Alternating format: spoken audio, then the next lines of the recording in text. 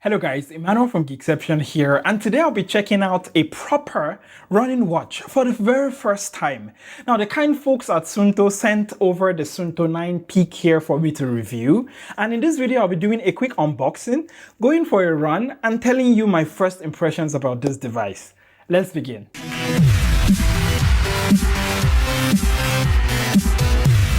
And welcome back, guys. Now, in case you are new here, catch up on some of the latest videos on this channel. Links shall be in the pinned comments below. Also, a quick disclaimer. While Suunto has sent this over, they do not get to preview or approve or see this video before you do. Also, a big shout out to Joey for getting in touch. And like I said, this is the very first real running watch that I've ever gotten, and I'm very happy to check it out. Now, starting with the unboxing, and it comes in a white box that has Suunto 9 Peak and an image of the watch on the front. Flipping it to the side, and you can see an array of features such as an intelligent battery mode, over 80 sport modes, and weather resistance. Now, pause the screen here in case you want to read it all. On the bottom of the box, I see that it was designed and made in the land of Valtteri. Getting into the box is quite easy, and I see the watch nicely presented to me.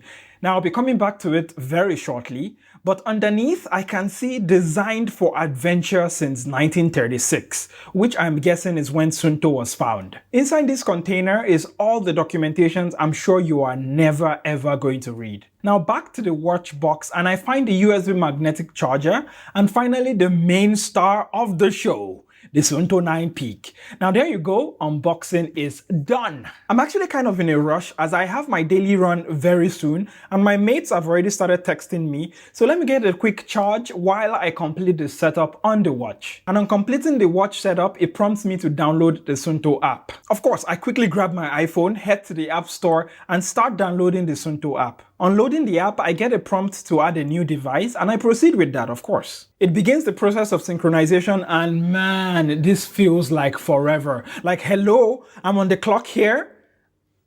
Get it? I'm on the clock? Okay, I'll see myself out. It finally finishes synchronizing, and we are in business, baby. Now, I enable notifications to my phone, which I think is pretty sweet. Now, all right, let me head out now, and I'll continue the video when I get back.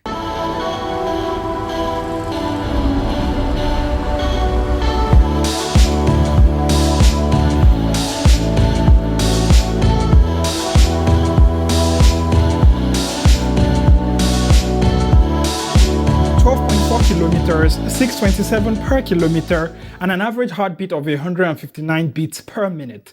And that is a good run to start the week for me. Now, before I began my run, I had to calibrate the GPS by making an 8 shape. One thing that was nice on this run was that I set the target heart rate zone that I wanted to be in, and throughout the run, the watch continuously notified me if I was going too fast or if I was going too slow. I use the Nike Run Club app to track my runs usually with my phone, and it is a bummer that the Suunto is not an official Nike partner. So that means that I can't use the Suunto with my Nike Run Club app. Speaking of Nike Run Club, and the data from the Suunto definitely felt more accurate compared to what I got on the Nike Run Club app. As I use the Suunto and the Suunto app more, I'll be sure to let you know some other things that I notice. Now, if you're still watching this video, do consider leaving a like, comment, and subscribe so you do not miss awesome videos that will be coming your way very soon. Now back to the video. Taking a quick tour of the watch, and there is a touch-enabled display up front that is backlit. On the sides, there are 3 buttons that I have to admit felt really nice to use. They have this responsive click to them that just makes me feel good. Flipping the watch to the back, and you can find the sensors and the pins that are used for charging the watch. Now, the watch strap used here is 22 millimeters in case you were wondering. Exploring the watch, and I can see that there are features such as heart rate tracking, activity monitors, step counters, weekly training goals, altitude checker, sleep tracking, and the ability to check your fitness level. On checking out the sports mode, and Suunto promises more than 80 sports mode. Now, sadly, or in my case, rather gladly. I'm 100% a runner, so I'll be testing it as a runner.